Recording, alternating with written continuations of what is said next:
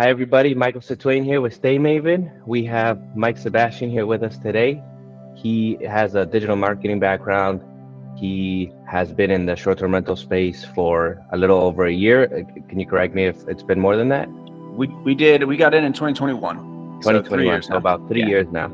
Yeah. And he has a really interesting story of how he's using his digital marketing experience to how to better streamline operations in terms of short-term rentals and what can be done to have a great website. Like the website that you guys have is stellar. I love that direct booking site.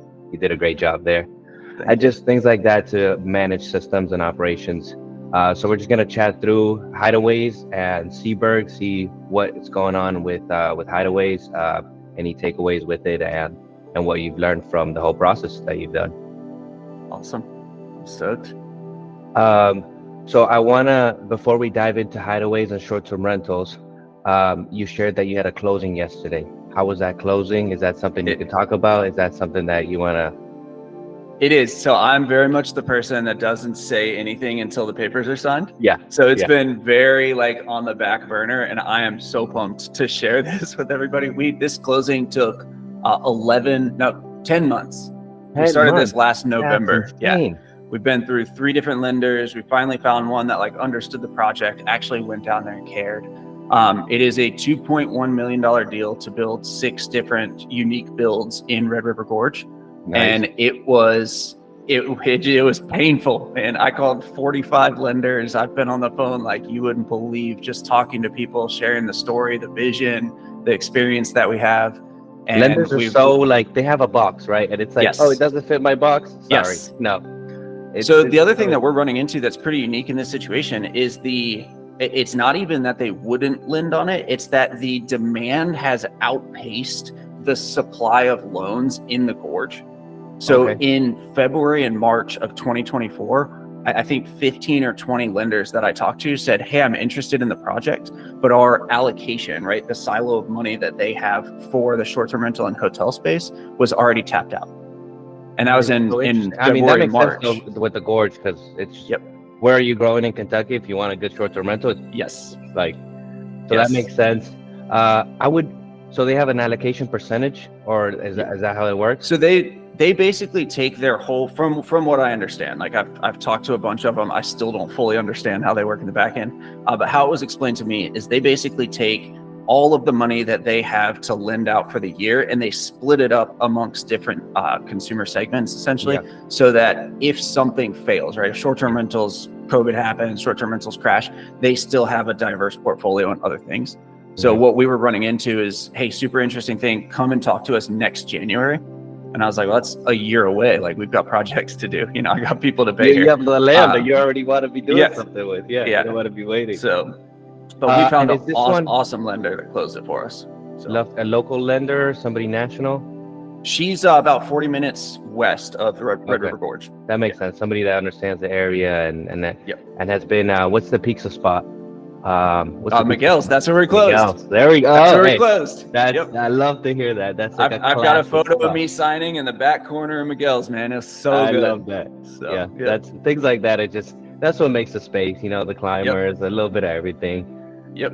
Is this then going to be one big lot that then you're doing 6 developments on? Is it different lots similar to Hideaways? Hideaways is a couple of different lots, right?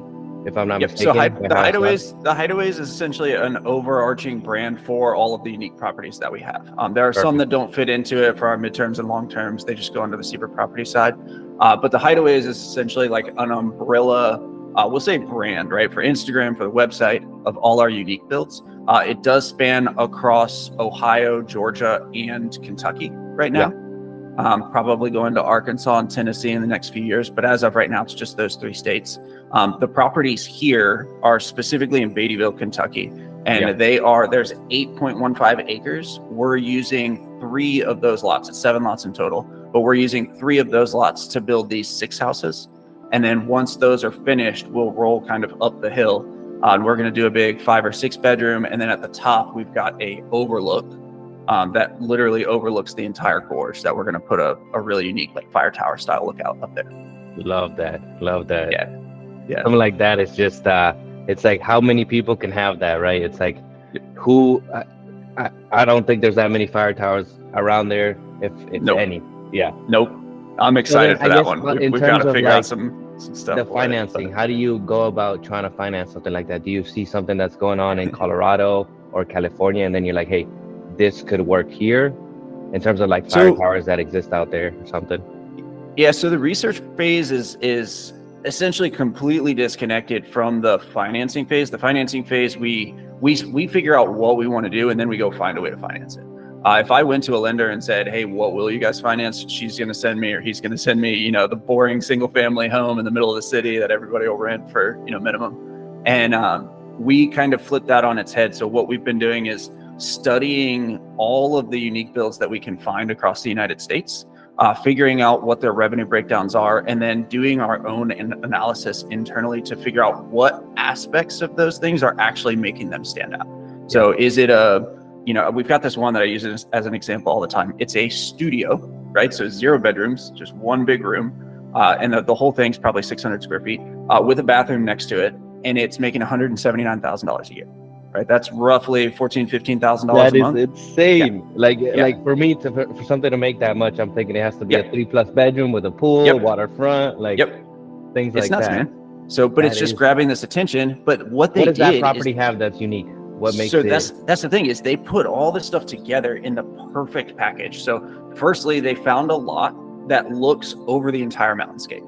Right, so just sitting on the porch, you can see miles, and it's just mountain peaks the whole way. So you get the fog, you get the fall colors, you get all the emotions while you're there. They then took and built this little studio, and I think he's got 3 of them now. But it's this little studio with a huge porch, and the porch has 2 layers to it. Well, what they did is they cut in for this circle hot tub, right? So they inset the hot tub into the top layer, but it's regular height on the bottom layer, and then they added this big swing. And honestly, the swing and the hot tub cut in, it's probably $30, right? Like it is not expensive But it's at all. just something you don't see that often. Yes, that's the thing. And it's got these 40-foot ropes that come down from the roof in this huge swing, so you can literally swing out over the trees on this lot. Instagrammable friendly, it's like exactly something that somebody wants to get on TikTok or whatever. Yeah, I love that. Exactly. So it was to build that place. We actually asked the builders. They will build that place for us for $225,000, land not included. But you think about the cash on cash for that, $225,000. Say you pay $100,000 for the land, $325,000 all in, and you can make $179,000 a year. That's 50% or so. Yeah, that's you don't see that in many places. Yeah. So, we operate mostly I have still some units in Kentucky and Ohio, and I have a partner there. I have a partner in Florida, is like Miami, Southeast Florida, and then I operate the Triangle. The thing about us that we do a little different is we're local short-term rental management that cares. So it's like it's either me as an owner-operator or one of my partners as an owner-operator. I've had people here in North Carolina that are like, "Hey, manage my thing on the beach." And I'm like, I can't. I can't because I can't do the service and the level that I want. Well, they don't understand what goes into it. Like asking that, I had a girl the other day that was like, "Will you manage my place in Nashville?" And I was like, "Eventually, yes." Right. But right now we're so focused on creating this bulletproof team here in the Gorge that it's like, I want to put all my resources into that and expand that as far as I can, then, roll into that next place. But it is setting up a complete business when you take on a new property in a different location. Yeah. And the team that you're talking about, is that the 6 that I see on Hideaways? So we have Debbie, Madison, Courtney, Brett, and Jordan. Yep. So we've shifted a little bit. Brett is no longer there. We've brought in a couple other partners for this new build. So we've got different GPs on that one. So there's a few different partnerships that mix into it. Primarily, it's Debbie, Jordan, and Mike. The 3 of us are doing the heavy lifting. Madison helps out whenever she can, and then we've got a couple other people that do. That are brought in for certain partnerships, depending on the structure. Yeah, that makes sense. And then on this one, are you doing a jumbo loan, or what's the loan structure that you have in place? So we did one loan for this one. Yeah, that was part of the complication of it. It's just a big loan. It wound up above like perfect. $700K, right? In Kentucky would be jumbo. Yeah. I think once you get those second comma in there, they're like, "Oh, we gotta really look at this." The stack of papers was like this thick, and just everybody going through it. So, but yeah, it's this one, we've got a line of credit for the build process that'll last 12 months. And then Love as soon that. as that line of credit's done, we roll into a traditional commercial mortgage. So then what timeline are you seeing for a project like this? So we're breaking ground Yesterday on was the Monday. close. Yep. Breaking ground on Monday already. Man, Yep. you are breaking ground on Monday. Yep. Love that. Super pumped for that. And then they should be done probably February, March timeframe. Yeah. So That's we'll go out there and start setting them up. I think the hardest part is just going to be furnishing and setup. So we'll spend, a week or two out there getting everything delivered, set up, photos done, all that kind of stuff. So we're hoping to launch March. Thrown out. The whole process. That's the gorge, man. You just build the biggest bonfire you've ever seen. Yeah. So, yeah. Fair enough. Yeah. Here in Raleigh, they get mad at me if I do that. Yep. So that's really cool. And are you in Kentucky? Where are you currently living? Yeah. Just to get an idea in relation to the properties and things that you're working on. We moved out for this project specifically. Okay. So I was in Seattle at the end of 2000. What is it right now? 2014. At the end of 2012, I was in Seattle. Then my wife and I jumped into an RV, and we just toured around. And I knew that I was going to sell the business. She needed a year off. She's a teacher. So we got into an RV and we drove 15, 20,000 miles. National parks. What was the goal? Yeah, stuff like that. Yep. National parks, friends, the whole top of the country. She has family in Montana, Idaho, North Dakota, I think someone in South Dakota, and then a bunch in Minneapolis. So we kind of did all the way across the top, and then snaked down all the way through the bottom. We spent all winter in Breckenridge skiing. Like, had the time of our lives, man. It was a blast. Love that. There's some really good skiing around there. Oh, it's amazing. We did Copper. Copper was the best. What would you say was your favorite resort over there in Colorado? It's Copper Mountain for sure. Yeah, I had some friends that worked there, and they were able to give us the actual tour and tell us where to go, where to hang out, when to get there, and all that. And it just changed everything. And being flexible, I can work on Saturday instead of Tuesday if I want. So I was able to go in when nobody else was there, and then pick up on the weekends. How this industry is, there's more work on the weekends usually than the weekdays. So it's exactly. Yeah, my favorite one is Beaver Creek, Pass and Vale. Yep. Oh, nice. Vail gets we so didn't make packed it there.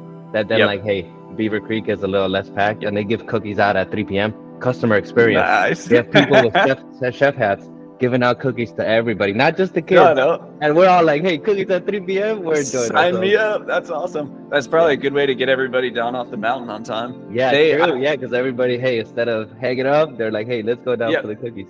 Yep. I heard about that place. It's 20 minutes past, right? If you're driving from Denver. Yeah, I heard about that. It's like a hidden gem. Yeah, because everybody stays in Vail, and it's my brother. He was there for 3 months. He's a consultant, so he just works wherever. And I stayed with him for a couple of weeks, and it was just lovely to be able to see people go to Vail, all right, but hey, we're going to Beaver Creek. My brother was like, I already know the area. So it was good to have that insight there. That's cool. So then you mentioned that you came from digital marketing and you sold your company. How was the process of selling your company and then transitioning into real estate? How long did that take? How did you feel about that whole process? Yeah, so I bought my first house in 2020. That wasn't a short-term rental. I launched the first short-term rental in 2021. Mm-hmm. And then I didn't sell the company until October 2023. So there was a lot of overlap as I kind of dipped my toe in the real estate side to see if it was something I could actually do. Once that started to become successful, what happened is my workload just dramatically increased. So as I was running the marketing agency, I was also doing the short-term rentals, and it was just, it wasn't 4 hours at one, 4 hours at the other, 8 hours at one, 8 hours at the other. It was just like a constant 10, 12 hour day of doing stuff. So it got a little overwhelming. I started entertaining the idea of selling, talked to a couple brokers, and they said that I had a sellable asset, which was awesome. I did not build it for that specifically. It was just a idea that I had. Great to hear. Did you not have a key man problem? No. So we actually, for about a year prior to October, prior to the sale, I spent a lot of time really getting everybody in the places that they needed to be in. And naturally, me being in the short-term rental space, that helped, because as I was in meetings with short-term rental stuff, it filled up my calendar so that they couldn't book meetings with the others. So what I would do is I would find somebody on the team to handle it. And that worked out really well for the most part. The lady that bought it wants to take it to a global organization. She was talking about putting offices in Europe and offices bigger than I had ever dreamed. So I was like, that's awesome. And she is the only person that I talked to out of 3 people that put offers on. She's the only one that didn't want to change the way everything worked. There were 2 other people that had their own agencies, and they're like, we're going to buy it for the contracts. We're going to fit everything into our systems. And that's probably going to mess the contracts up. Yep. And I thought it'd be really challenging on the employees. It definitely came with some, bumps and bruises and whatnot that I think any acquisition would. But as of October, that we signed the contract in October, I think it was Halloween Day. And I was out, it was hers. So she's been running it since then. I've done a little consulting here and there, but I'm essentially full-time in the short-term rental space. And I will say that what's the right phrase for it? Like the way that you have to be constantly learning, constantly figuring out what's going on in the marketing industry has put me so far ahead from a processes, systems and whatnot. Like all the processes and systems you need to build has put me so far ahead in the short-term rental space. So I go in there and I talk about some of those. There's so many moms and pops, like it's so fragmented. Like people don't even know about automations. They don't know that you could set up an automation on the phone. Like things like the code setup for the Schlog smart locks. It's like, it's an easy thing. You do it once and it's set up and just runs all the time. It's crazy. It's the big eyeballs that I see while I'm showing people some of the setups that we have. They're just like, I don't get it. And I show people some revenue reports and they're like, where are you getting all this info? And I'm like, why are you not getting this info before you go buy a property? Yes. This is the baseline. People buy a property and then ask us, hey, how much is this going to make? I'm like, did you not? Why didn't you do this research before? I have a call today with a guy at 4 p.m. and he is looking at buying an $895,000 6-bed, 6-bath property. And the questions that more bedrooms, more money. Well, the questions he's asking me are like, he hasn't even researched the area. He's like, what's the tourism like? And I'm like, man, come on. Like, you got to know this before you come here. The only area that I would say that's going to be a tough comp is, and I don't operate in this area, but I've done a little research in Orlando. Anything around Orlando, Kissimmee, Florida. There's just so many properties that are like Disney themed and stuff like that. So like, there's so many 4 to 6 bedrooms set up for families to stay, and they're all decked out with like Star Wars and everything. But all of them are the same. So it's like, hey, the first person that did that was unique, but then now there's 100 of them. So it's like it's going to be very hard to compete in that space with that specific like customer profile. So that's one of our exit strategies right now is watching, because we're very much geared towards the unique space. How can we make it more unique, more standout, more attractive and engaging? But then on the other side, it's like we might spend 2 years building like the most unique property. But if all of a sudden 4 more pop up, it's like we're just going to sell it to someone else and we're going to go start the new project. So we want to spearhead. You would sell a project midway if you're like, hey, no, we'd launch it. Falling off. Oh, you would just launch it. Okay. We would launch it and then we'd run it until we started to see some more. So that's typically what happens is you see like someone launch this like wild treehouse, right? Yeah. And then all of a sudden like your Instagram feed pops up a year later and there's like 5 more. Yeah. Right. Everyone was like, that's a good idea. That's making people a ton of money. Exactly. Success. Yeah. Yes. They're like, hey, this is and it's great. Very well. So I want to get this done as well. Yeah. It's such a compliment, but at the same time, it's like if all of a sudden it becomes not unique, it's like I'm gonna find somebody that's looking for that unique thing. I'm gonna sell it to them, and I'm gonna go build the next unique thing. Yeah. So no, that makes a lot of sense. Yeah. You talked a lot about systems. Can you share some systems that you have developed for managing short-term rentals? It could be either that you applied from digital marketing or just systems in place that you think allows success. So everyone on my team will laugh when I say this, but I live and breathe in Asana. Everything that I do is in Asana project management software. So we're really big on finding a tool and sticking with that. That is our backbone of everything that we're doing. So Asana, Hostaway, and then Zapier to integrate everything is where we kind of live right now. So when a reservation comes in right now, Zapier sees that reservation and it has I can't even explain the length of the list of things to do. So formatting dates, formatting times, emailing all of our cleaners, depending on which one it goes to, setting up tasks in Asana, assigning those to certain people. We've got a team of VA that then go into Asana daily and look at all the tasks that they've been assigned. So that gets them to double check lock codes, double check dates, double check everything that needs to be done for that guest to have a perfect arrival. Yeah. And I'd say we have a 99.9% success rate with all of those. But that system is for the reservation side. We have a couple other systems that we use on the listing side, making sure that the listings change so that the algorithms continue to pick us up, continue to show us on page one. We have a system on the back end for gaining reviews. We have another system for capturing email addresses from platforms that don't give it. So Booking.com and Airbnb, making sure that every guest that comes in does actually wind up in our CRM. And then we have a different system for marketing to repeat guests and marketing to new guests. And I'll touch on the getting the emails. Is that a QR code that you have on site that people then scan to get on the Wi-Fi or something like that? You set up a splash page? Yep. So we do have that. We utilize StayFi at a couple of our locations. And Yeah, then I we have utilize StayFi at a couple too, but man, it's not, I wouldn't say it's the best. I feel like it has its limitations. Yeah, I agree. So we don't have it in all the properties. Same. We've got it in 4. We've got 16 properties and we've got it in 4 right now. For the ones that it works great. For the ones that it doesn't, it's like more of a headache than anything. So we also have splash pages that say if you want to sign up for, we do monthly free stays. So it's just a giveaway to our list. So we have that in there, and we advertise that's a great one. Little giveaway. That's a great nod. Any one weekday they can choose, and they can come. Just look at it on the calendar. It'll be a lower ADR day. Maybe it doesn't even get booked in the end, so it benefits everybody. Yeah. The best thing about it is, I think all except for one, we've been doing it for about a year. So we've given away 12 different giveaways. Every single one except for one person booked the night after. So they all wanted to come in on a Thursday or a Monday, and they wanted to book the day prior or after. Yeah. So, and on that, I'll just share a little automation that we have in place. Yeah. If the night before is open or the day after is open, on the check-in message, it'll say, for the day before, it'll say, hey, we're happy to host you. It's a 48 hours before check-in. And then it says, if you'd like to check in early or have another day for your trip, we're happy to offer it to you with a 30% discount. So that additional day we'll offer with a discount. And we probably get about a 1 out of 20 or so that say, sure, I'll do that. Or on the other side, it's like, hey, when the checkout message, if that date is open, we allow either a late checkout or if not, just an extra day. Nice.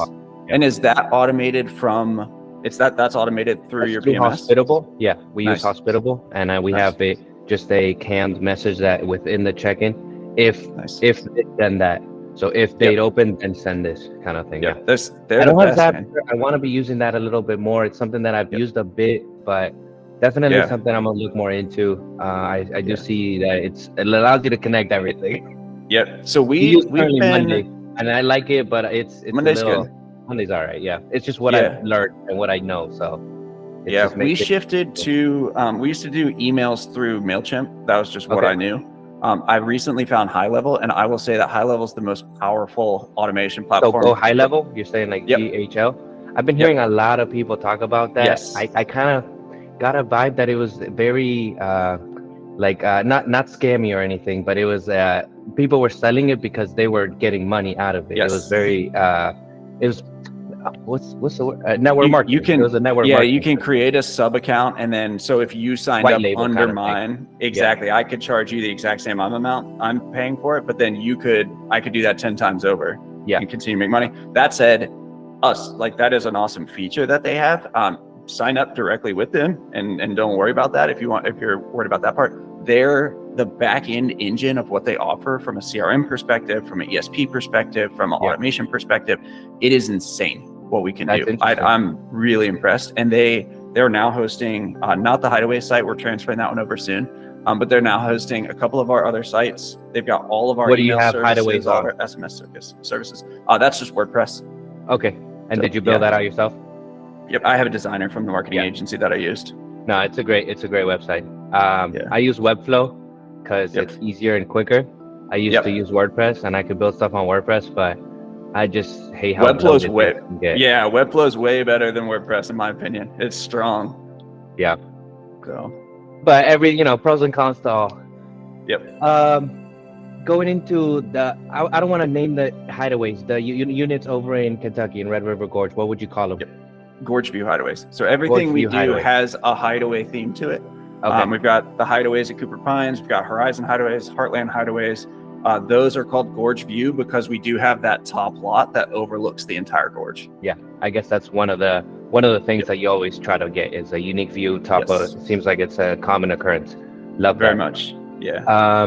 Did you have any issues with permits with those kinds of builds? They're like mostly cabins, right? Was there any complications with those? No, there's one of the reasons that we chose the gorge is because of the flexibility with permitting. Mm-hmm. There are quite a few places that we built in the past where it ties you up, right? Hocking Hills is one of those where it's, you do certain things and you got to talk to 15 people. And if one of them says no, you can't get in. Red River Gorge is not that way. We've got builders that are essentially our GCs and they are fantastic. They know everybody there. They handle all the permitting for us. So we got septic and electric for both of them. Both of those, we had everybody come out and look at everything. Shouldn't be an issue. And then the building permits, there really are none unless we're doing something crazy abstract. They just built one 44 feet up in a cliff, like in a hole in the cliff. So that one had a couple more that went into it. A architect that came out and looked at everything. Probably have to see if it's gonna fall or what. Like, what's the? Dude, you want to talk about unique? That is the most unique house I've ever seen in my entire life. Something that I saw that was really cool. We were gonna potentially be working on a project that never panned out, but it was a guy that owns a lot that has a house and about 20 acres, and it's right by where the army or like the military, like the Army Corps reserves, so nobody can build on that side. And they had a really cool structure that was like a rock that kind of overhanged, and the idea was to do a glass pane and then have like a spot like that. And I was just like, this would be insane to do, but it just never panned out. The numbers on it just were too. We have 72 acres available to us right now that has exactly that. It's 100-foot tall walls. There are a couple cave systems in it that you could build the entire house in. There's like a bedroom naturally carved into the rock. There's a living room naturally carved into the rock. Yeah. Makes me think, did somebody live there back in the day? Yeah, right. Well, honestly, I thought that like Hocking Hills has Old Man's Cave because there was an old man that lived in Hocking Hills. It's kind of that theme. But we put on Monday of this week, we put an offer on 180 acres that has that exact thing. Yeah. So big plans for that one. Yeah. That kind of stuff is. Yeah. The idea of being able to say, hey, I stayed in a cave is really cool. I was over in Turkey, in Cappadocia, and I stayed in a cave. That was a hotel that the room was literally like carved out, and it was just like cave. And did I have signal in there? No. Did I enjoy myself? Yes. No Wi-Fi in that one, okay? You can sell it as like a disconnect though. It's like, hey, get here, like put your phone outside. They actually have Airbnbs now that you put all of your electronics in a lockbox that doesn't open until your checkout date. That is, and it's like you go disconnect. We have some units over on Rough River that we manage, and man, we have 2 Starlinks, and people all the time are like, hey, I'm having issues with the Wi-Fi. We're like, just disconnect of it. Just go kayak. Go enjoy yourself. Like you got you got the river right there. But people nowadays, and myself as well, I'm always on the phone. But it just, you want to be wired in. It's good to be able to disconnect. It's really healthy for us. Yeah. On those properties, I saw that you need a 4x4. Is that something you've had issues with? Is that like maybe somebody had a rental car and they couldn't get up? Could you share some stories or experiences with that? Yeah, so what the gorge is, like the way the gorge is built is it's very hilly back there. So there's big cliffs, big rocks, big, areas, and they are But it doesn't snow that much, right? No, it's only snowed once in the last 12 months. Yeah, it's but it is very hilly, Yes, so if it snows, we shut everything down. We're like, don't come, please don't come, because if it snows in Louisville, it would literally snow, and then nobody would know what to do for 2 days, and then we'd be back in business.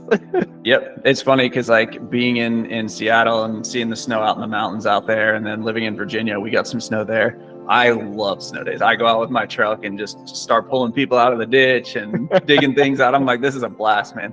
But I would say like it's an anomaly out here. Nobody knows how to drive in the snow. But the ones, so that is Rock Haven Hideouts. There's 3 tiny cabins up on this hill right next to a cliff. That requires 4-wheel drive to get in. That is a true testament to how little people actually read, because there's not a single message that we send out, including the listing, that says 4-wheel drive required, you will not make it in 2-wheel drive. And I can't tell you how many times someone says, oh, I'm surprised my Altima made it out here. I'm like, I'm surprised your Altima made it. There's a sign, a huge white sign that says 4x4 only past this point. And people are just like, taking off. But it's my rental. I got a rental. I don't care about it. So we just built a hot tub on top of a boulder out there. They are good looking cabins, but they're not unique, right? There's Live Oak Lake looks very similar to these. Like there's a lot of this style, these Adirondack style A-frames that are out there now. So what we wanted to do is we're calling it unique stacking, to add on normal amenities in a unique way. So as we were talking, on Twitter, we had a little thread on it. That's really interesting. Can you pull up a photo of it? Is that possible? Yeah. What that would look like? You can share your screen, just to see what something like that looks like. Do you carve out the boulder to insert the jacuzzi? So we didn't on this one, but we will be on the next one. We got 100% increase in revenue pre and post launch on this. That is insane. Yeah, most of it in the occupancy. Yeah. And did you do some kind of change in ADR as you got this going? Yeah. Yes. So our occupancy went up 45% while our ADR was climbing 17%. Post launch. Yeah. So usually it's a seesaw that one climbs and the other one goes down. Not both together. We got 33 and 17, which totaled to 100% increase. In the first, it's been, I want to say about 60 days since we launched.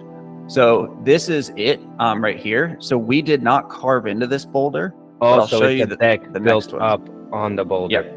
Okay. Right there. Okay. Yeah. Yeah. So the house is right here, and then we were standing there with our builder, and we were talking about putting the whole thing here and how we could make it unique and all this different stuff. And the guy was like, "Well, what if you just put it up here?" So this thing's about 15 feet tall.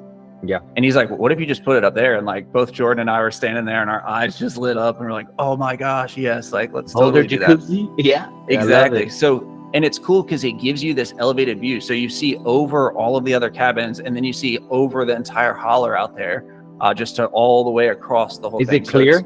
So is really it like cool. cleared this way? So they have I'd say for like a mile. Okay. Like we are kind of in this bowl. So when you drive the 4-wheel drive, you go down most of the way and it's just down into this and then you go up right here at the end. What's cool though is like little sneak peek we've got. Let me pull back Rogers. This one, this one right here. So this boulder that you're looking at there fell off probably like when the dinosaurs were here, right? So this is the cliff and that's about 100 feet tall. This boulder is about 40 feet tall. Yeah. And there's a 10-foot gap in between the two.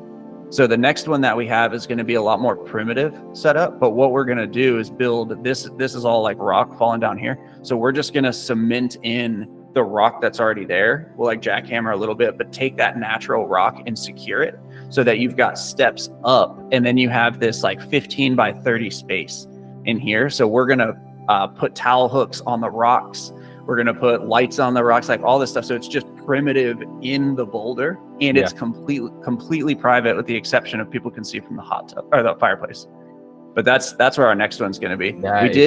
We did the first one as a test just to see like, does it actually work? And me actually very successfully it worked. So it was, we're 33.87 increase in occupancy and 17.16 increase in ADR for 100.52. So the cash that we made in addition to what we were making was $2,318 for building the hot tub, just the hot tub. So and then when just to get an idea of like a cost on getting like that one going, how much did that? Because a hot tub to get set up is probably like $5,000 to $7,000 depending on what you're doing. I'm sure this was a little more elaborate. Yep. So we put the same hot tub at all of our units, and it's between 7,500 and 7,600 depending on how much electrical wire they have to put in. This one, including that cost, was $23,552.40. Okay. So significantly more expensive because of the deck build, but that also came with that huge bottom deck. Yeah. So we put that big bottom deck. All the string lights and stuff that definitely looks really good at night. String lights are just such a good way to just make a space pop. Yep. Yeah. It's all about Instagram, right? Yeah. And then for the Boulder one, do you have an expected cost on that one? Just curious. Not yet. Okay. Not yet. Look at it. Probably more expensive with a fewer less costs because the builder knows like what a pain in the neck it's going to be now. And we're going to have to hire a crane to come in and actually crane that one in. So that'll add just a little bit. Yeah. But I imagine it'll be, 25, 27 range. Yeah. So. Yeah. No, that's killer. That was a fun one. Something that I saw that you did in those units in Kentucky, you have an AL8 there in one of the shots. What other personal touches or like local things do you like to highlight or experience? Yeah. For anybody that doesn't know, AL8 is a known Kentucky drink. It's similar to Sprite, I would say, but it's something that when I was working at the digital marketing agency over there, I had a little welcome package. And they had a little AL8. AL8? What is it? Yeah. So like things like that is just indicative of the area. So what else? We put a big focus on the community around Red River Gorge is not very wealthy. So there's a lot of people there that are, in bad positions that need help, that need jobs, trailer parks, things like that. Yeah. Yes. Yeah. So we put a really big emphasis on trying to pour back in. Like if people are going to come in and spend their money on tourism, we want all of them to spend that as locally as possible. Yeah. So we have businesses that we've partnered with that we list out in our messaging, in our like, not our automations, but our quick replies that we send out for restaurant recommendations and whatnot. All of the restaurants that we've actually gone and talked to those people and said, like, tell us your story, where are you from, what are you doing? So we list out those restaurants, those activities. And then we have partnerships with AL8. We have partnerships with a company called Backpackers Coffee. And then there's a little soap brand that we're working on, and just anybody that we bump into. It's like, hey, I'm trying to promote this stuff. What we try and do is get a sample, right? So we only leave 2 AL8s, regardless of how many people come. We leave 2 AL8s. If there's 8 people, right? Hopefully they try it. They'll share it around, and then they'll go out and they'll buy some more in the area. Backpackers Coffee is the same. We leave enough for the first morning. And then if they want to go get more, we give that. But then we give them this little goodie bag, and we've got these branded cards in them that says basically, we try and support the local community. Like the reason that we're here is because they were here first, all that kind of thing. And we put this story in, and then we link to everybody's site. So you don't have to necessarily go to the store and do it, but you could order, if you like the coffee, you could order that coffee online. And it's been really successful so far. Referral link to know how many people are doing that, just to get an idea? We don't yet. Okay. Yeah, just to get an idea of like how many people say, I like this coffee so much, I'm actually gonna buy it. Or if they then just go to the store and stuff, that's also good. Yeah. So with the Hideaway site, we're gonna port that over to High Level. And once we port that over, we will build a page that has all of the links. So if you're in the gorge, this is your referral link. Here's all the places that we recommended. We're going to do that for 2 different reasons. One is because if we get them over there onto that page, I can then track how many people are going and clicking on those links, not necessarily purchasing, but at least clicking. And then I can also pixel them so that we can run some retargeting ads in the future. Perfect. Love that. Yeah. Pixel is the Facebook ad targeting. You have to have that on your website. If you have that on your website, it can then match back to any Facebook profiles, and you could retarget them on Facebook. I would say it's one of the most efficient ways of using Facebook ads. Yes. Yeah. Very much so.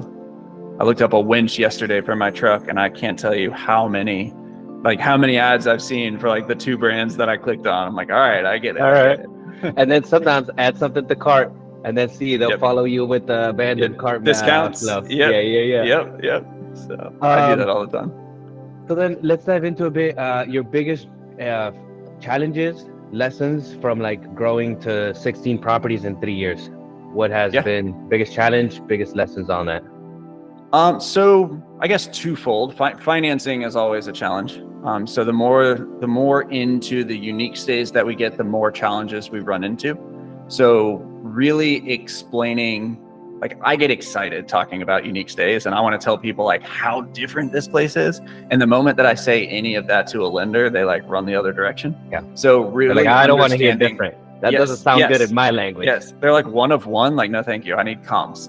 So there's a comp in Colorado or something. They're like, that's not good enough. So that's what we're doing now. It's like, look at these other places in Texas and Ohio and all this, and like see what they're doing, and then give us your comp for a standard house that's the same size. It's 50-50 if that'll work. But the lending side has definitely been a challenge, and really just kind of to overcome that, learning how to talk to lenders, right? Not saying, hey, it's a really unique silo house built up on this platform with swings underneath it and all this. Instead, you say it's a 3-2. Yeah. Right. Period. Then they'll look at the plans and they'll kind of make their own assumptions, but you let them do that. So figuring out the lending side. The other is markets. It took me, my first house was west side of Washington. Second two were east side of Washington. Third one was Blue Ridge and LJ, Georgia. Fourth location was Hocking Hills. Fifth location was Red River Gorge. So I was millions in debt by the time I actually found Red River Gorge. And I will say that the people that I'm talking to now that are like, yeah, I'm not sure if it's a good market. I'm not sure if it's like where I want to be. I'm like, that's fine. Like, don't come. I can tell you from experience, from spending millions of my own. Markets, yeah. Yes, exactly. Yeah, like, this is where you're going to make a cash. Yeah. So doing so much research and talking to people and like really figuring out like, what are they coming for? Is that like, there's a lot of rock climbers now. Yeah. I love to climb. I did some bouldering around there. Yeah. Everyone says like, oh my gosh, it's such a good rock climbing market. You're going to have so many people stay there for rock climbing. They just have something on them that just allows a little more grippiness. Yes. And it's true. It's true. There's thousands of people that come there, if not hundreds of thousands of people that come there to climb from all over the country. One of the things that they don't do is pay for Airbnbs. Yeah. They bring a hammock and they sleep under the rock. Or they come with a van and they hang by Miguel's Peaks there. Yeah. Yes. That's so it's like that's cool, but you really have to understand that market, because if I tell you, hey, there's 100,000 people that are going to visit in July, right? And then you tell me that they're rock climbers, I'm like, I will make $0. Like, we've had a couple, it's here and there, but that is not the market that we attract. And especially such a unique stay that has the hot tub and has all these features. Like, it's not something that I feel like hits that demographic. Yes, exactly. So I think really just understanding your market, how to analyze the market. There's not a single person that I've talked to that has explained it fully, right? I get little bits from this guy, little bits from this girl, and like talk to everybody and just really start to put my own picture together. And then after having 10 up and running, like trusting your gut, because there's one we launched in Hocking Hills, and I was like, man, I don't know. And I really got convinced in it by a business partner. And I was like, okay, like, I trust you. And sure enough, man, that thing it breaks even, but it is not the gold mine that we thought it was going to be, and we didn't have the revenue to actually like do the renovations and so on. So trusting your gut once you get in and saying like, I do think that this is going to be different. Yeah. We had in Blue Ridge, we did all of the market research, and Blue Ridge said, you need, a 3 or 4 bedroom house. You need a game room, you need a hot tub, you need mountain views, you need all this stuff. We found a house that had 80% of that. And it was a beautiful house, and we launched it as a short-term rental. And it without doing the other 20%, just as that 80%. Okay. And there's over 10,000 short-term rentals just in the Blue Ridge area by itself. Yep. So if people are looking for another place to stay, they will have no problem finding that. So that was me and a business partner, but me and a different business partner she actually had to invest 130 grand of her money in order for us to be equally invested.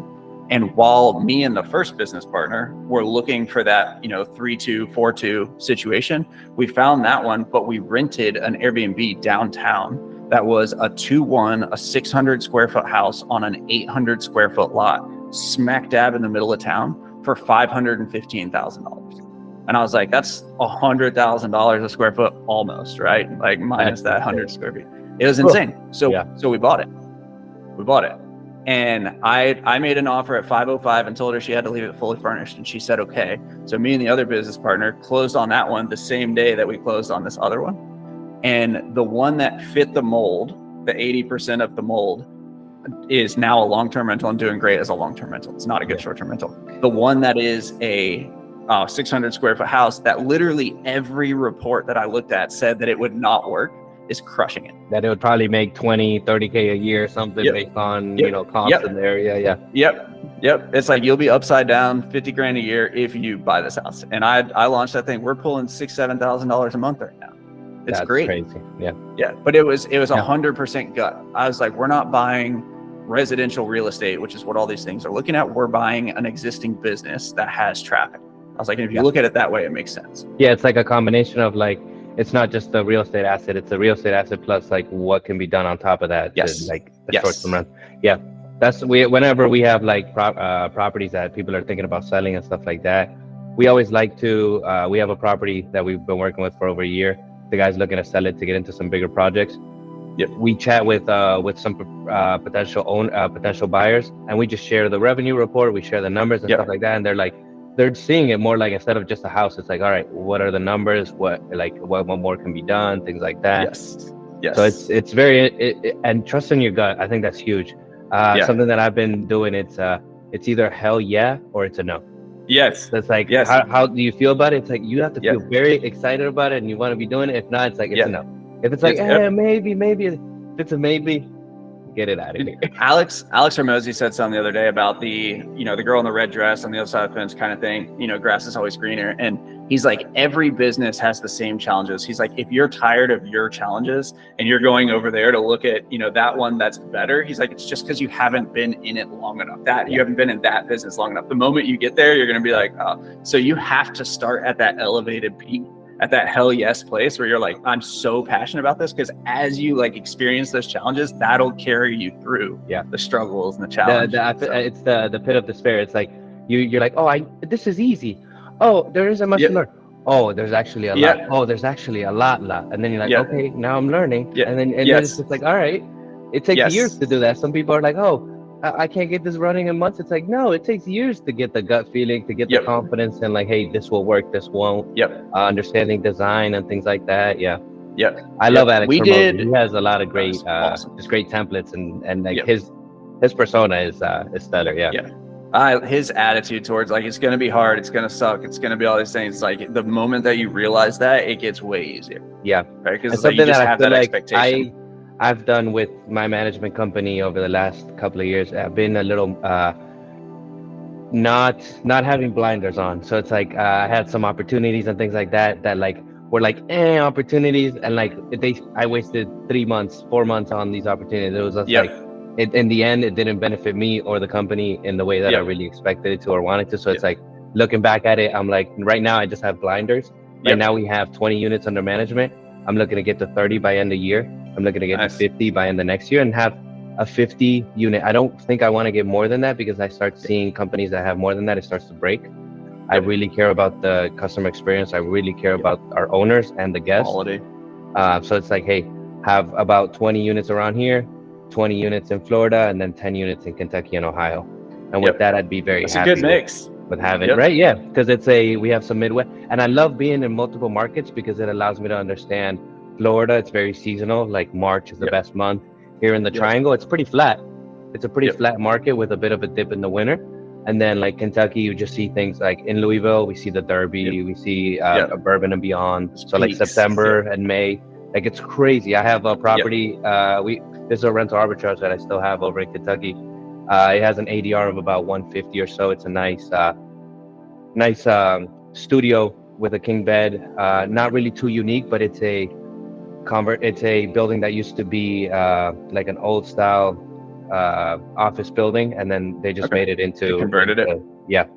So I just have this arbitrage for already almost 3 years or so. Great property, great windows, great location. We charge it at like $1,500. It's a 10x for Derby for 4 or 5 days. It's insane how the multiple works.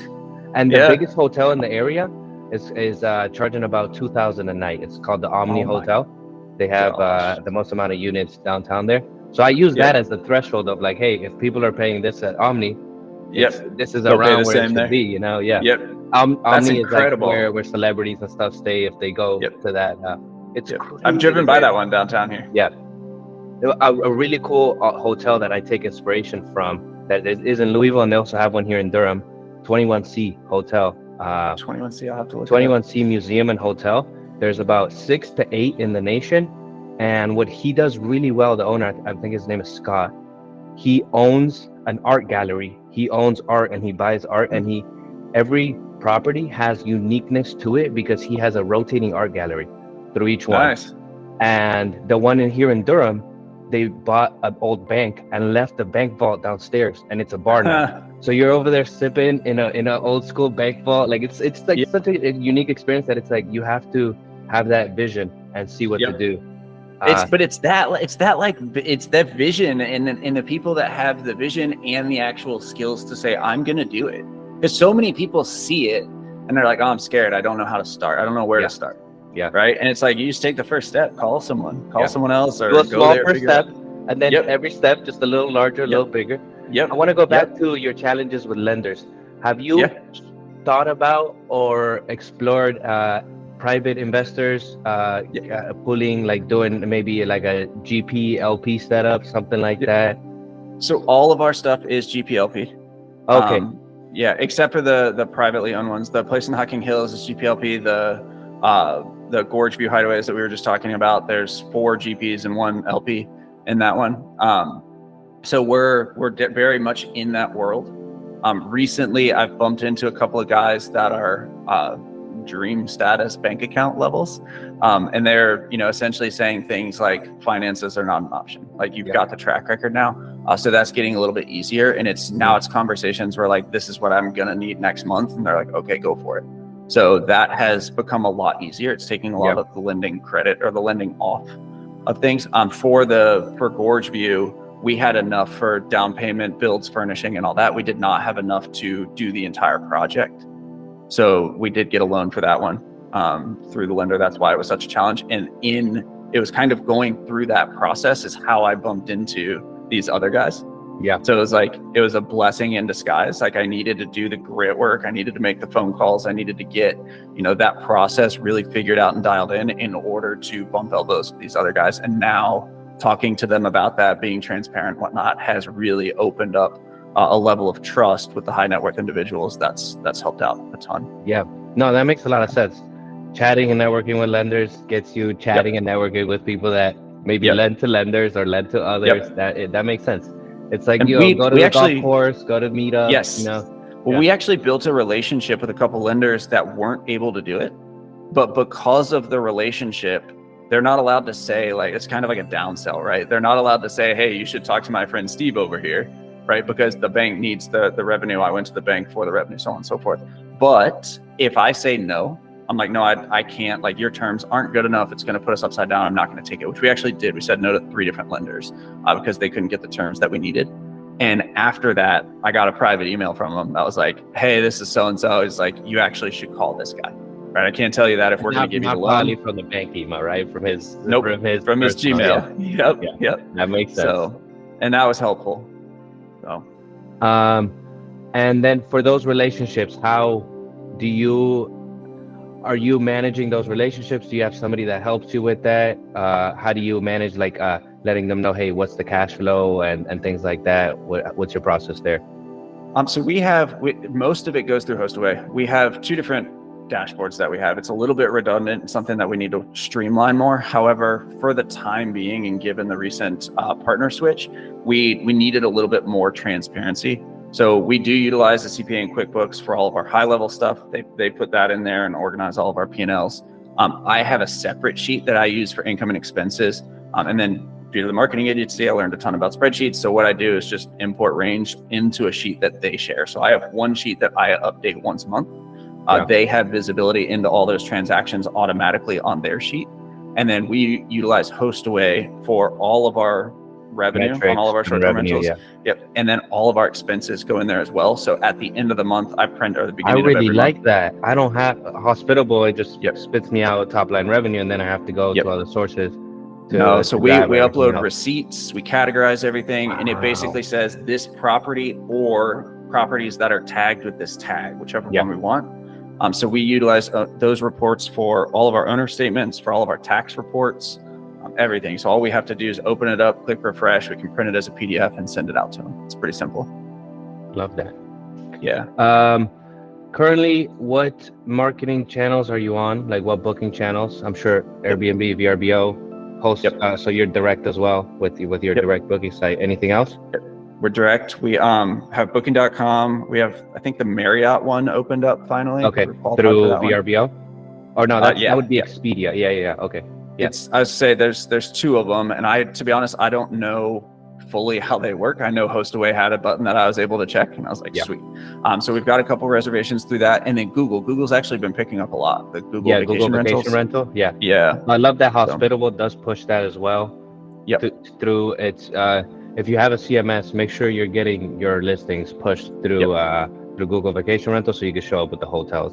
And then that's check very them. valuable. every time that we launch a new, like we check that little Google box, I have to go through all my listings and make sure that it's all filled out because there's a couple things that'll port over differently. So we've been diligent about making sure that what we're putting out to the public is actually accurate. Yeah. But we've done that. Sometimes, the title could be off, the bedroom count, Yep. like something, the photos aren't how you want them. Yep. Yeah. That, and then we've been doing a lot of TikTok and Instagram. Just posting TikTok and Instagram. Organic. Yep. Nothing ad-wise. Okay. Exactly. And our following on TikTok, we get messages, 4 or 5 messages a day. That's like, where's the link? I can't find it. And it's like in the bio. It's really easy. But with that being said, we just respond to them, and we've seen a 3x increase already this year on over all of our direct bookings last year. That is killer. That is really good. And what I guess what's your consistency on socials? What are you posting? Do you have influencers that you're working with? Yes. So yes to all. We are posting at least once a day right now on all of our platforms. Jordan and I share that. I will say Jordan does 90%, and then I do a couple posts here and there to fill the gaps. We have 2 different channels. We've got the guest side and the host side. So the guest side is Discover the Hideaways, but that is all of our properties just showcasing everything that we can.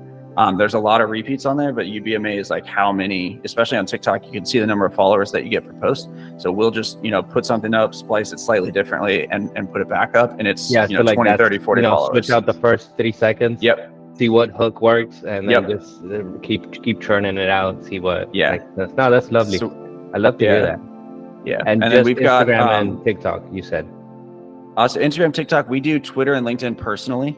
Okay. So my Twitter, my LinkedIn, Jordan's Twitter, Jordan's LinkedIn. We do those daily, a couple times a day on Twitter. And that's more for the owner, investors, and like, right? Yes. Yeah, that makes sense. Yes. Yeah. Okay. So I feel like that makes sense. Build your hideaway spaces. Yeah. Yeah. We've got Discover the Hideaways for the guest and Build Your Hideaway for the host. A couple of people have suggested we put it together just so we have to do one. And I was like, you can't really tell guests about your property and then have the next post be like, this is how to make the maximum amount of revenue from your guests. Last month, May was the best. And then they stayed in May, and then they made it live. Looking at their receipts like, oh, shoot, like really help this guy. I got the most expensive month. Damn. Yep. Yeah. So we've kept them separate for now. That makes sense. Yeah. Yeah. And then on the channel that has been growing the most, you would say direct, right? Based off what you shared, direct is growing the most. Love the most amount of growth. Yes. We still have, we were 85% Airbnb last year. Okay. And this year I think we're 80, but the direct has just picked up. So we were just higher revenues this year. Yeah. So we're it's around been really, 80 really strong as well. Yeah. Airbnb, 10% VRBO and 10% direct. Booking.com, I would say negligible, 1 to 2%.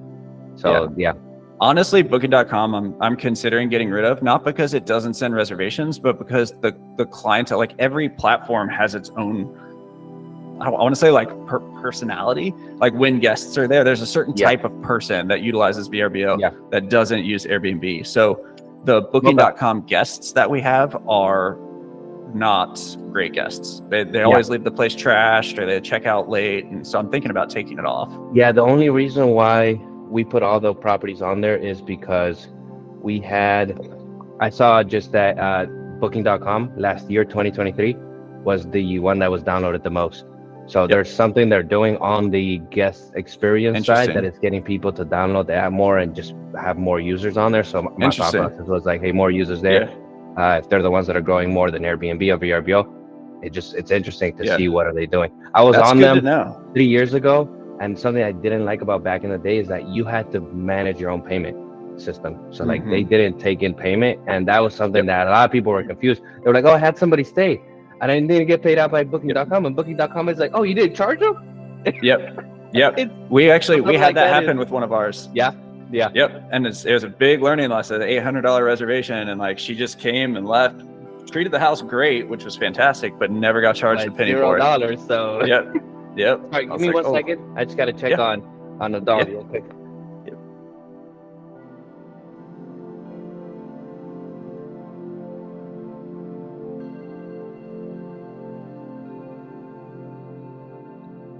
Are you sitting down? Come here, Mocha. Come here, girl. But I'm taking care of my friend's dog for the weekend, little Mocha. Aw, He's a little cutie. he's cute. That's awesome. So I just gotta keep an eye on her here and there. I see her get stuff in her mouth. You go back out there, your whole room's ripped up. No, not too bad. Yeah. Just she likes to chew on a couple of things. Nice. But no, that's great to see. Great growth on organic social media. Yeah. I think that's something that a lot of people within the space have no clue about, have no clue on how to do it. They don't know how to do it consistently. Sometimes I feel like though, if like somebody has just one property, it may be tough to, create enough content and do that consistently.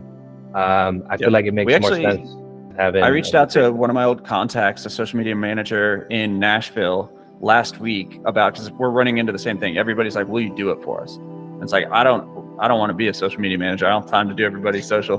But I started asking people, I was like, if you can get content, right? If you can get influencers or you can go out there and shoot videos or whatever it is you want, like, you can get content. Form vertical content. Like somebody having a little beer at the hot tub or just enjoying the fire pit. Put a person in there. You can get some of it from your guests. Just tell them to share their photos, right? So, but that being said, I was like, if you can do that, I was like, I have a girl that'll do all of the social media management for the property. She's got a standard package that she's put together for us for $600 a month. That's pretty good. For $600 for any amount of properties, and does community management as well, I'm guessing? Yep. She's doing once a day community management. Okay. So it's not instant that they get responses, but someone will go through once a day. Yeah, but I mean, that's more than I'm sure the owners would be doing themselves. Yes. Or the managers. Yeah. No, that's interesting. Do share that contact info with me. Just I'm interested to see. I might get that set up. Yeah, totally. So as we wrap up, what are you currently spending a majority of your time in? Is it more hideaways and the uniqueness? Is it Seaberg and the management? What's been taking up more of your time? What do you want to be doing more? Yeah, that's a question mark for me now that the loan closed. Yeah, fair enough. My a lot of my day was spent talking to them, getting paperwork together, organizing that crew. And the moment that it signs, which was yesterday, I hand that over to another GP and he handles the construction phase. So I want to say like equally split into thirds. Okay. The property management side is a third. So guest communication, updating listings, all that kind of stuff. A third is new development, right? So whatever the next project is, designing it, researching it, getting funding for it. And then the other third is build your hideaway, which is advert marketing, putting the public front out there to teach people about what we're doing on the first 2/3 and how to be unique. So the whole concept of build your hideaway is uniqueness and how to stand out, whether you have a boring house in Spokane like I do, or whether you're building a house on a 40-foot tall cliff. Both of those things, or both of those houses, have the potential to do better with uniqueness. Build your hideaway teaches that. Let's run through Spokane, and let's say I have a boring house in Spokane. What should I do to make it a little more unique? What are like 3 or 4 things that you're like, hey, this would allow the property to perform better next week? So we have right now a corner lot. It's a 4-bedroom, 2-bath, flipped house. So it's in great condition, just got redone. What we're planning on doing, or the high-level mock-ups that we're starting to build right now, are fence it in, but fence it in with a catchy fence, right? So it's not just going to be your white picket. We've got a couple ideas for what we're looking at with that. Theme out the inside. So whether that's Gonzaga, because the team's down there, or if it's, a snowboarding mountain theme, or if it's whatever it is, bicycle, it could be outdoor thinking like adventure. murals, or what would that, like when you theme? Yep. Murals, but also if you go to a bunch of like breweries or whatnot, they've got all this like cool stuff on the wall. Memorabilia. So what we're thinking, I love. So what we're thinking is if it's like a mountain biking theme, because mountain biking's huge out there, taking some like old retro mountain bikes and like putting them on the wall and making the couch actually incorporate like tires and things like that. Cool. So I love biking, so I'd probably stay. I'd choose a spot like that has those unique things that just makes it a little funner of a stay. So it's that, and then we've got on the backyard, we've got enough space. We're going to put a pickleball court in. Nice. And that pickleball Taylor court, Jones is over there on Twitter, talks about pickleball all the time, and he's been doing it in a lot of his properties. Yeah. I got to let me Taylor Jones STR. I'm following him. He has he's managing TechFesters. Okay. Really cool properties, really cool build outs. Got it. Yeah. So And then we're trying to do, we've got a garage that kind of slopes down, and what I want to do is elevate a container pool and put a glass front so people could be sitting in a container pool watching pickleball, and people could be playing pickleball watching the container pool. Yeah. And then so that garage slope is to the backyard, not to the front. Correct. Okay. It actually, they're separated, so the house is here, and then there's this. It's Oh, probably that's on the 300 back. feet until you get to the garage, so everything will be in the middle, That's cool. and then the fence will privatize it off. Yeah. That's cool. And how long is that project gonna take? A container pool like that, I guess it's gonna be at an angle, so it's gonna be like a triangle. Is that since The it's on a container, no, the slope? container will just be elevated. So the slope, what the okay. slope will be is actually the platform, so people can sit up there and have Perfect, drinks and okay. whatnot, and then jump into the container pool. Yeah. Perfect. No, that makes sense. So and then what are you thinking the cost timeline, on a container timeline pool? and cost, I'm not quite sure yet. Okay. The container pools run. I mean, you can get one for 20 grand that they're not great. And then you can spend upwards of 200 depending on what you put into it. So we're still looking at the market in Spokane is strong. The market for uniqueness, I think, will be really strong. The seasonality, though, is really impactful. So what we're trying to figure out is what is that cash on cash that we need to put in, and then that'll determine how unique we go. Yeah, because I guess a pool like that, would you make it a heated pool so then it has more functionality? Depends. Okay. Probably. Yeah. We'll have to drain it in the wintertime if we don't. Even So- even in Florida, people ask for Yep. heated pools. The top performing properties in Southeast Florida, Miami, and Yep. Deerfield Beach, Pompano, where we operate, They have heated pools. pools as like their Yep. title, and it's like so like some spots, some people buy a spot without a heated pool, and one of the first things that they're like, hey, how do we make more money? I'm like, let's get a heated pool. Let's get the Heated, pump yep. for $5,000, and we can get that going. For That's crazy. $5,000 to $6,000, you could get a pump installed in Southeast Florida. And Now, what's the energy intake on that? Does it double your energy bill? Oh, I can't let you know for sure Yeah. on that, but Yeah. it definitely does go up. We do set up Yeah. we have it's set up through an app, so we have it variable on like we take Okay. it down a bit when people aren't there. Gotcha. We just bring it Yeah. up a bit for their stay, and some people ask for Yeah. it. I think it's like around like 75 to 80. Some people are like, can you take it up higher? And we're like, this is not a hot tub, like it's not gonna go up Yeah. to 102. Like Yeah, they want a jacuzzi. yeah, exactly. It's like, We stayed in a place in Palm Springs that had a heated pool, but there was a subtext that said like it said heated pool everywhere, and then in the very bottom the subtext is like it's heated, but you have to pay $100 a day for us to turn it and on. I hate So they, like, I hate locked it that in. penny pinching. Like the Yep. owners like that Yep. have a heated pool, just charge more on the ADR and make it all Yep. inclusive. If you penny pinch somebody that's already paying you $500 a day, they're gonna feel Yep. they're gonna feel bad about it. Yes, So- yeah, it's a bad experience. Yeah. So, Definitely. yeah. And then we can do a little conclusion on any advice that you give to people that either are speculating like, hey, I want to get into the space, or hey, I want to sell my business and get into real estate. Any advice to people transitioning into Airbnb, real estate? Yeah, I mean, personally, do it. It's a great space. If you're getting in and you've never run, short-term rentals, you've never managed property, anything like that, my recommendation is to find a partner that has. Yeah. If you have money to do it, one of the things that we do is we partner with people. They put up the money. We handle all the setup and management, but we operational teach them the know-how. whole That's way. great. Yeah. Yeah. And so do that, if it's something that you're unsure about, or do a ton of research and start talking to people and doing interviews, finding people that are at the point that you want to be at, and really just asking the hard questions. I think Justin Brook in the ad space, he said that, paying somebody $10,000 to sit down for the whole day in person and teach you their expertise is invaluable to like your future knowledge. Yeah. So things like that, like who can you get on the phone? How many meetings can you set up to really learn the ins and outs, the hard questions, the exciting stuff? It's like, how can you accelerate your learning from other people's mistakes? Yes. Because you're going to have mistakes that other people have already done. So it's like, hey, learn from their Yes. mistakes. So then you could just, Yes. Alex Horbozy says, pay down your ignorance. So with that, Yes. you're able Yes. to just learn from other people's mistakes. And it's like, hey, you can get to where you want to be quicker. Yep. I'm Yeah. 100% a fan of that. Yeah. So, Same here. yeah.